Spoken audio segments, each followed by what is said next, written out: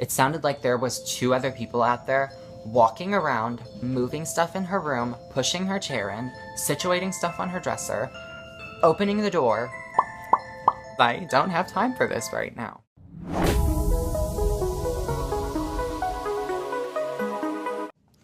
Okay, so before I start this, I just want to say that this happened between me and my cousin Faith.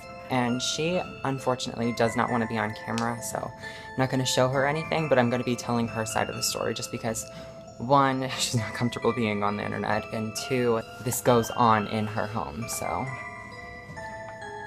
she doesn't really want to talk about it and make anything worse, but since I don't live with her, I figured that it would be better if I told the story.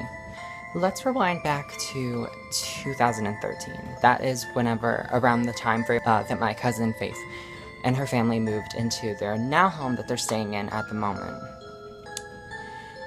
And I want to say that they probably lived there for like 3 or 4 months before I'd come over. Just because me and my cousin Faith had been like separated because me and my family had moved to Illinois and just other stuff was going on at the moment, so it was like, me and her had been separated for quite a while, but we really started to hang out again whenever she moved into this house because it was much closer to mine, plus I had moved back to Missouri. And so, at this point in time, I was living at my grandfather's home with him, me and my family were, and they, my cousin and her mom and her dad and her brothers, the whole family, they would come over and we would just like play around, and normally me and Faith would always split off from the group and we'd go over and hang out and do our own thing over here. So me and her would like talk and everything. So it was like probably the 3rd time that they had visited 1 month, and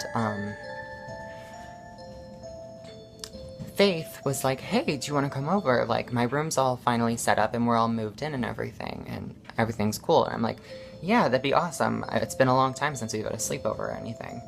So we asked her mom, it's okayed. I asked my mom, of course it's okayed. And I come over. So this is the first moment in which I step foot into this house. And like I said, we live in the heartland, like Bible Belt, Missouri, rural area, so there's a very big Christian population that's like, oh my gosh, there's no such thing as ghosts. Like, it's just you're either in heaven or you're in hell kind of thing. There's no in between. And, so, her parents are both Christian people, so at this point in time, they weren't really open to the idea of ghosts. They were like, oh, like, just push it away, like, that, it's just an old house. So, and at this point in time, my cousin hadn't told me about anything that she had experienced while living at this house. I actually don't think that she really had any until, like, probably the 6th month that they were in there. Like, so they were in there a good, like, half a year before anything started to happen. But when I first stepped into that house, I can perceive and, like, feel, like, the tension in a room or something very well, and I think that I'm very, like, spiritually inclined. I don't know if that's the correct way to say it. But as soon as I stepped in that house, I could feel just the air of, like, a change. I could feel, like, oh, I just felt like you were surrounded or whatever. And I told her, I was like, it feels really, really, like, heavy in here. Like, has anything happened in here? And she told me, she was like, oh, nothing really. I've just been having, like, really weird dreams.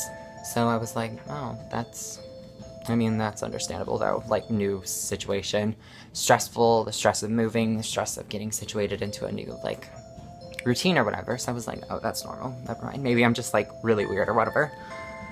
So then I want to say that probably it was, like, probably 3 months later. Yeah, 3 months after the first time that I had stayed. And I had stayed, like, frequently, like, in between the span of those 3 months, but 3 months later is whenever the first thing had happened. And that would be, what was happening to Faith at the time. And what was happening to her was, she kept having those dreams, like I said, but one dream in particular stood out to her, and she was like, this, whenever I come over, she told me about it because we didn't have internet where we had lived at that time, so there wasn't like really any communication that we could do other than when I would stay at her house. So she told me about what had happened, or what had been happening. Or, not that. So then she had told me about the dream that she had. And she said it was so real, like, I felt like this was happening. And the dream was, it was her brother, her older brother, Jay. He, in the dream, she woke up in her room, and she could automatically tell that something was off. And she said that, she had been, like, watching videos or whatever that said a good way to tell that a dream is that something will be off. Like, because your mind can't process and think of exactly, oh, this is the complete layout of my room, so this is how it's going to be mapped in my dream. It's just your brain can't hold that much information. And, so she said that she noticed a few things that were off about her room, like certain furniture was situated in a different position, or like a poster that was supposed to be on the wall wasn't there. And she said that it just smelled like sulfur. And automatically, if you are familiar with like paranormal and stuff like that, you will know that sulfur is not a good sign. Like, as soon as you smell that or like catch a whiff of that, that's when you know that something demonic is in the room. It's sulfur, or like the smell of like rotten flesh. That's like, oh, just thinking about it is literally making my skin crawl. Like, I'm getting goosebumps talking about this right now. And so she said that she smelled that, and then she turned over into the corner of her room, and that it was her brother Jay, and he was just standing there. And she said that she got this horrifying feeling from him, and just, I can't remember what she said after that. I can't remember if she said that she ran out of the room in the dream, or if she just stayed in bed, but basically, that was the main, like, point of it, is that she smelled sulfur, and she saw her brother standing in the corner of her room, and that he was just standing there, like, staring, and she couldn't really see his face. It was kind of, like, shaded over or whatever.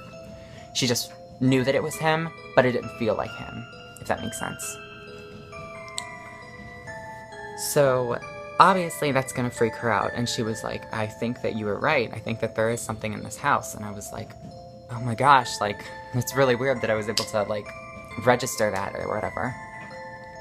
So then, I can't really remember for sure when she said that she had seen this one, but she kept saying that she started to hear noises in her room and, like, throughout the house whenever nobody would be there. And I was like, well, that could be, like, debunked as, like, oh, that is just an old house, or that's, like, the floorboards creaking or whatever. And I'll get into the noises later on in the video, but for right now, we'll just keep it cute with, like, dream stuff. And like I said, dream stuff. That is a very loose term. So the next dream that she told me about was this one that she had about this man that was at the bottom of the stairs. She said in her dream, she woke up, she got out of bed, and she felt the inclination to, like, leave her room, to go downstairs for something. And she said that all she did in the dream was she got up out of bed, walked to the door, opened it, stood at the top of the stairs, and looked down. And she said that there was just this very tall man. And, I'm 5'11", around, like, 6-footish, so, like, I'm a very tall girl, so it's, like, whenever I see, like, taller people than me, I kind of get, like, I don't know, like, scared or whatever, so I don't know, I just feel, like, very intimidated, because it's, like, I'm such a tall person already that it's, like, it's very odd when I find people who are taller than me. So, anyways, the man at the bottom of the stairs, she said he was almost touching, like, the top of, like, the roof area, where, like, because, like, her stairs, they slant upward, obviously, because they're stairs, but, like, the ceiling above that slants as well, and it's a very, like, narrow, and it's not small by any means, like, my head barely, it's, like, probably this much space between, like, my head and, like, the top of the ceiling, so it's a good distance from the top. So this person had to have been, like, around, like, 7 foot, 7'1", like, a very tall human being. And she said that he had on a fedora and a long coat and he was just, it almost was just like a shadow, you know, like a shadow person is what it was essentially. And so she was mortified of this when she woke up, just because of the feeling that she got from it, and she was just terrified. And like, I believe that before this, she had felt something push her down the stairs, like legitimately push her down the freaking steps. Like, she didn't slip, because I'm not gonna lie, she's a clumsy girl, but you can tell the difference between being pushed down the stairs and just tripping over your own feet. So that alone in itself is mortifying, and I could not imagine being like there. But then to like a week later, or like 4 or 5 days later, to have that dream of somebody at the bottom of the stairs like that, it's just, oh, no. So then she wakes up, and she is like trembling from fear, and she says that the room feels like he's in there. It literally feels like the exact same from that dream. And I believe that this was during the school, like, whenever school was in session, that she had this dream. So she was just like, you know what, I'm just gonna get ready and, like, go on about my business and forget about that mortifying situation. I had stayed the night after that. And that very next time that I had stayed over, I really, like, that I became a part of this scenario, really. So we lay down, we go to bed and everything. It's fine, all dandy. She's laying in her bed, and I'm laying on an air mattress at the time that I was just using as, like, a bed to sleep in. So I'm on the floor, on the air mattress. I have my covers over me. She's already asleep. She's, like, clonked out, like, she's gone. And I am still awake. And I'm just sitting in her room, and I'm like, oh, like, this is okay, this is cute. Like, I'm trying to go to sleep, but I won't, so I'll just, like, daydream or something. And then, Faith drinks, like, 2-liter bottles of soda, like, all the time, so they're, like, littered throughout her room. Me and her drink them on the weekends. And it's just like a chasm or whatever that's just filled with, like, with these giant 2 liters. Which is pertinent to this, by the way. But underneath the dresser, I hear 3 of those bottles in a row just, they pop. It sounds like somebody, like, was holding them, and they let go, and they went, like, I remember it scared the piss out of me so bad that I just, like, clung to, like, the side of her bed, and I was like, what was that? And then I was like, you know, maybe, like, I accidentally moved the covers and, like, the bottles just decided to, like, go crazy or whatever. So, like, you know me, trying to rationalize everything whenever it obviously can't be rationalized. And then I feel it. I feel the entire room just shift. And I'm like, oh god, something's in here. Like, something is in this room right now with me. And I need to go to sleep because I don't have time for this right now. And literally, I look over in the corner, and under this one, like, trampoline chair that's, like, okay, so this is, like, the top of the chair. It's kind of, like, just, like, a circle, but it's flat like this. And once you sit on it, like, the bungee, like, material, like, it pushes in to where it, like, forms to your body. And underneath that chair, I see this just black mass. It looks like a little, like, being, or, like, creature huddled underneath that freaking chair. I grabbed a hold of the covers, I threw them over my head, and I just waited. I waited for, like, 2 minutes, and I was like, okay, I can't do this anymore. And, cause, like, I felt like I kept hearing noises over there, and I was just like, every little thing was freaking me out. So I, like, reached my hand out from underneath the covers, and I'm like, yo, hey, Faith.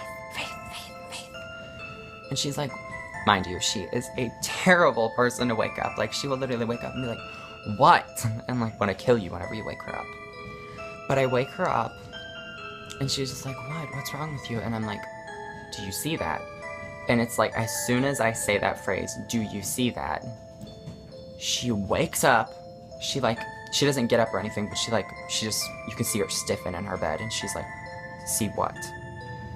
And I'm just like, there's something over there underneath that chair. So, and I'm too afraid to look at this point, so I don't know if it's still there. I don't know if it's even still in the room anymore, or like if it like dissipated or whatever into nothingness. But she looks over after a lot of reluctancy, and she's like, okay, it's gone. Whatever you saw is gone. What did you see? And I was like, it looked like a little person huddled over there. And she's like, oh, never mind.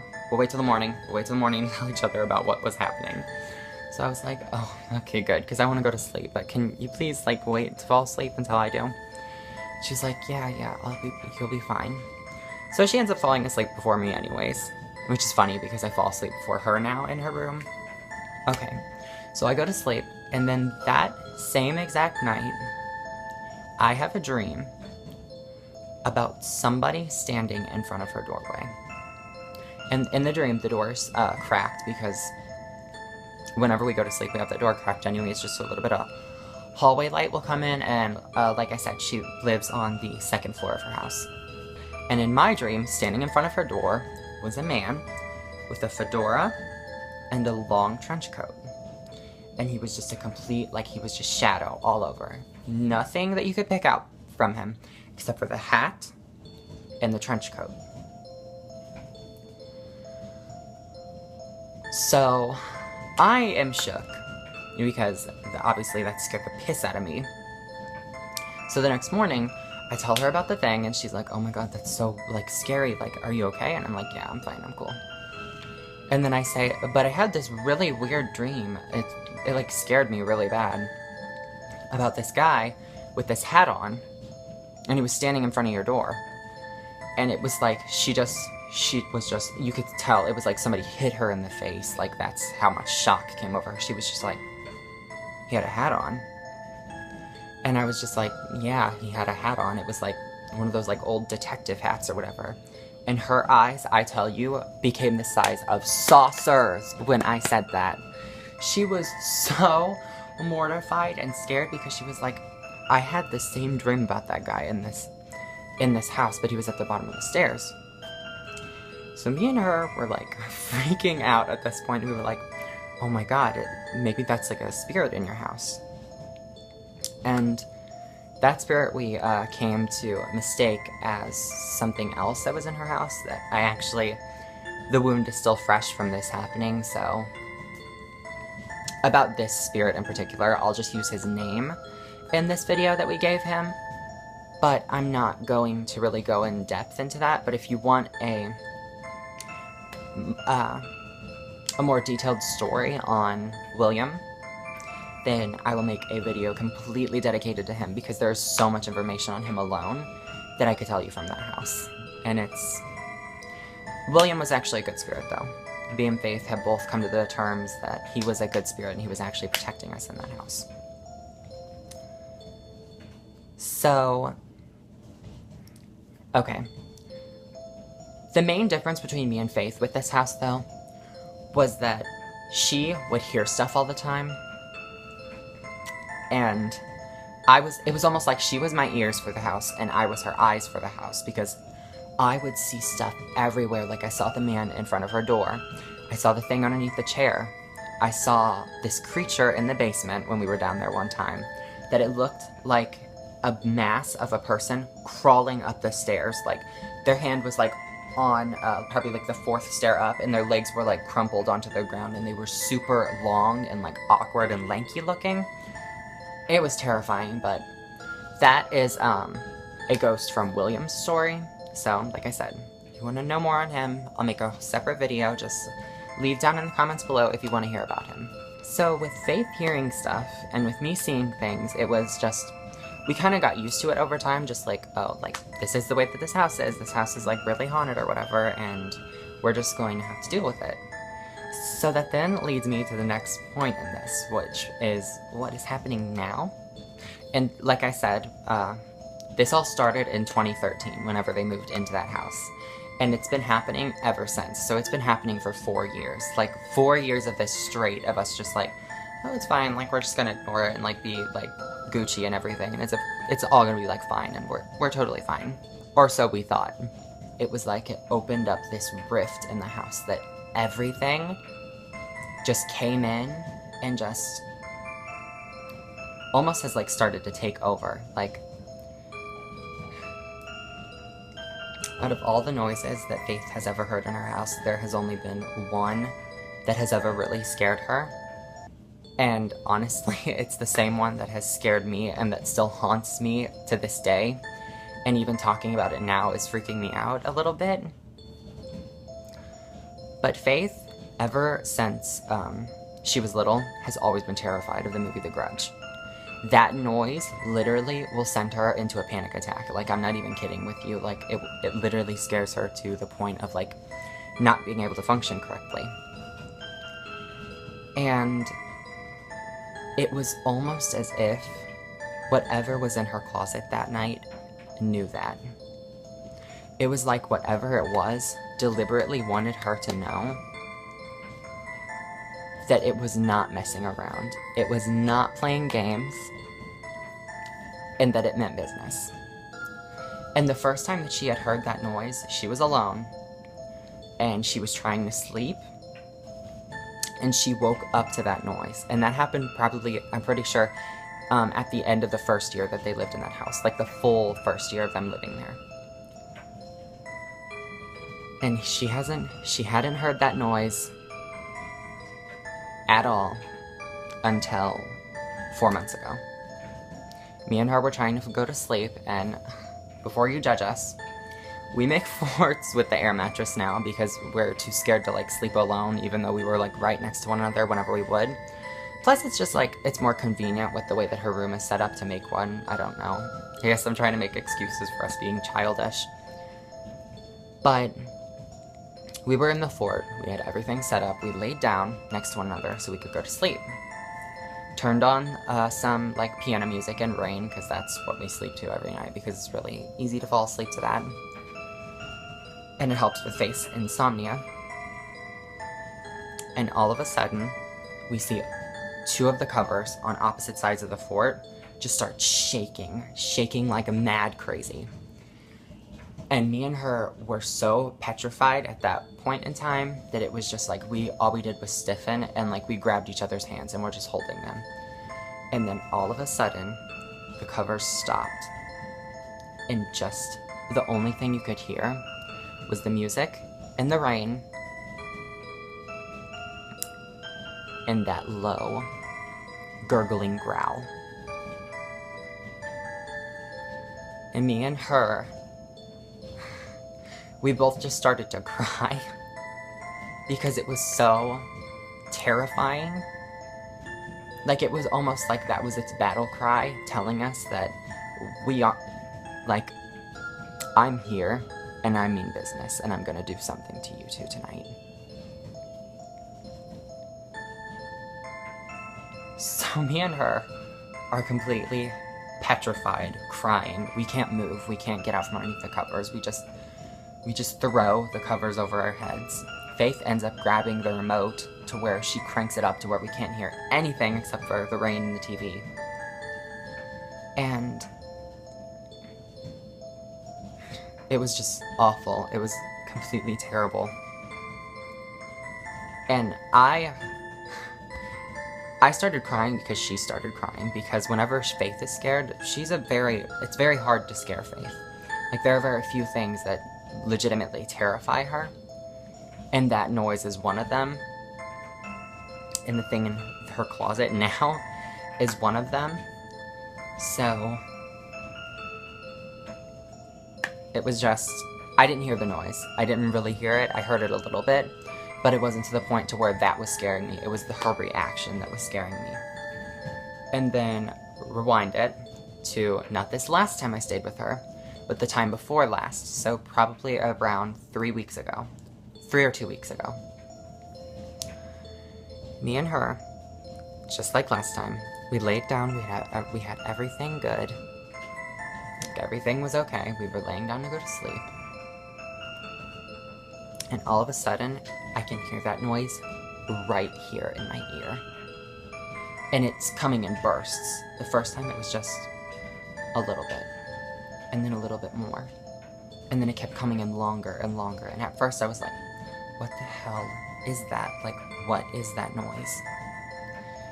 And then it does it for like 3 seconds, and I finally hear what it is, what that noise is. And I start squalling. I start crying my freaking eyes out. And Faith is just like, what's wrong? What's wrong? And I'm like, I hear that noise. It's here again. She starts freaking out. We both freak out for a little bit. And then it's like a switch goes off in us, and we get pissed off. We both get angry. We're like, you are not going to do that. You're not going to scare us into not going to sleep like you did last time. So we get angry and we start yelling at it. We start saying, go back to where you came from. We are not prepared to hear that tonight. We don't want to hear it. We don't care what you have to say. Go to sleep or go somewhere else. And then it comes back 10 times worse. And we don't go to sleep until 4 in the morning whenever light starts to shine through the window. And that is the latest installment of what has been happening at her house. And it is still happening.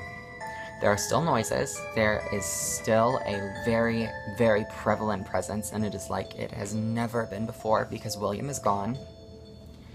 And it's just terrifying. Like, I would not be talking about this right now if I was at her home. That's how scary and how, like, angry it will get if you talk about it. It's...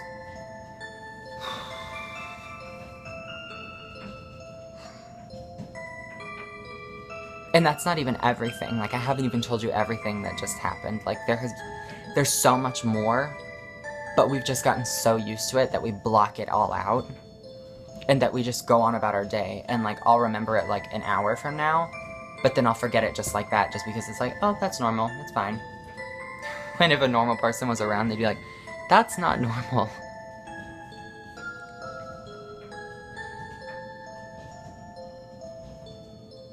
Oh, and also, along with the noises that have horrified me throughout that house, the one that happens all the time and that still will creep me out, but it's so, like, it's just, it happens all the time, so you have to get used to it. The first time I heard this noise, I thought that there was literally an intruder. I thought that there was literally somebody in Faith's house that tried to break in and was right outside the fort. Oh, sorry, I'm very oily. And that was right outside the fort and was, like, out there waiting for us to come out. That way they could, like, jump up on us and, like, kill us while we're in there. So Faith, during this point, grabbed her pocket knife or whatever, because Faith has, like, knives riddled all throughout her room. It's just something weird that she collects.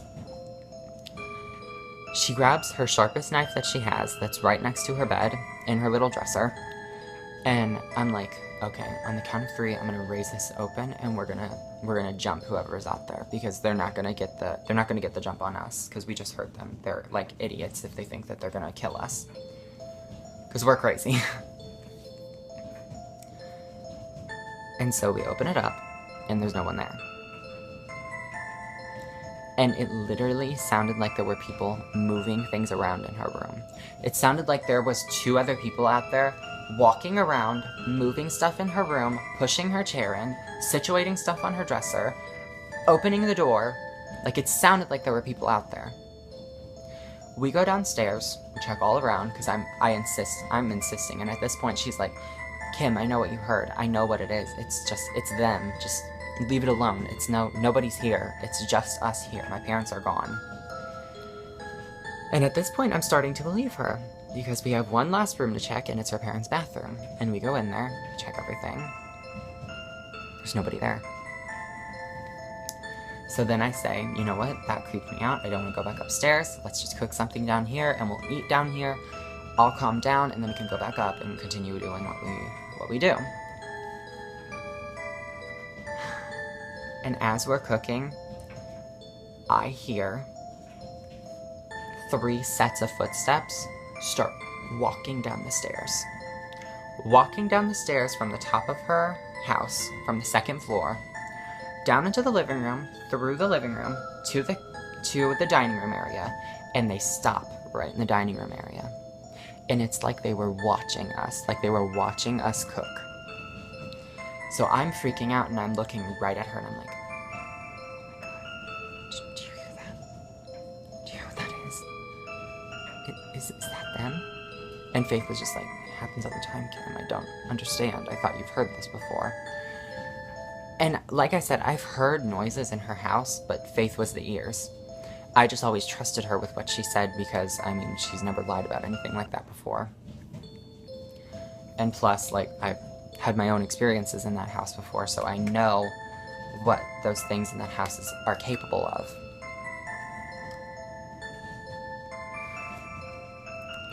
And then it sounds like there are people in every area of the house. It sounds like somebody is right above us in her brother Jay's room.